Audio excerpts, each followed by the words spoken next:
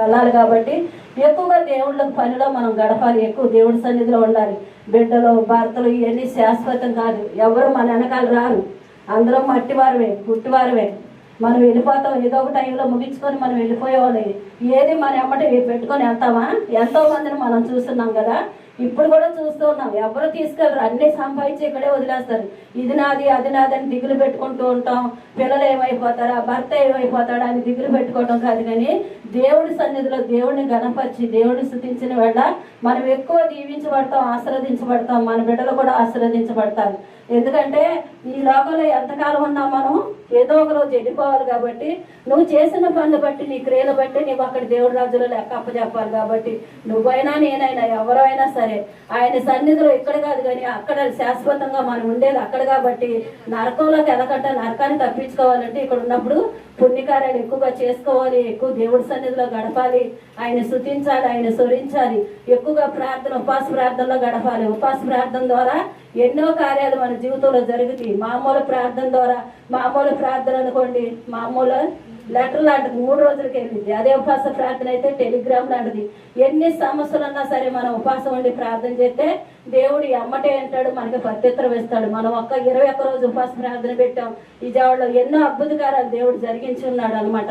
అది అందరూ కూడా సాక్ష్యాలు ఇచ్చున్నారు. మరి ఇక్కడ మా అమ్మాయి కూడా మరి ఫోన్ ద్వారా సాక్ష్యాలు పంచిపెట్టింది కదా, మీకు తెలుసు. అంతే కదా, అంతకుముందు 40 రోజులు ఉపాస ప్రార్థన పెట్టాం. అక్కడ కూడా అందులో కూడా దేవుడు అద్భుతకారాలు జరిగించి ఉన్నాడు. మరి ఒక ఆమె నిలబడి రావణాని కుమార్తె అనమాట. మరి వాళ్ళ అక్కలు 4 లక్షల రూపాయలు అమ్మాయికి వడ్డీ లేకుండా ఇచ్చినారు. దేవుడికి స్తోత్రాలు. వడ్డీ లేకుండా ఇచ్చారు. అప్పుతో ఉన్నానక్క ఇలాగని బాధపడితే, చెల్లి నువ్వు పాడుకో, సీట్లోనే అవి పాడుకొని నువ్వు కట్టుకో, అప్పులన్నీ తీర్చుకో, నెలకు 5,000 రూపాయలు జావే అని చెప్పారండి. దేవుడికి స్తోత్రాలు. అలాగే ఎవరు చేస్తారమ్మా కార్యాలు? ఎవరు చేయరు. కానీ ఉపవాసం ఉండి ప్రార్థన చేసింది దేవుడు ఆమె జీవితంలో ఇప్పుడు అద్భుతం చేశాడు. దేవుడికి స్తోత్రాలు. మరి ఆమెకు 7 సంవత్సరాలు పిల్లలు లేదు, మేమే ప్రార్థన చేస్తాం. అలా ఆయన అన్నాడు, అక్క నీ చేతిలో ఒట్టే చెప్పు, నేను చర్చికి వస్తే, మా ఆవిడ చర్చికి వస్తే సంతానం కలుగుతారు అన్నప్పుడు నేను అన్న దేవుడు కార్యం చేస్తాడు, మందిరానికి రండి అని చెప్పినప్పుడు నమ్మి మందిరానికి వచ్చారు. దేవుడు అమ్మాయికి 7 సంవత్సరాల తర్వాత గర్భఫలం ఇచ్చినాడు, ఒక పాప ఒక బాబు.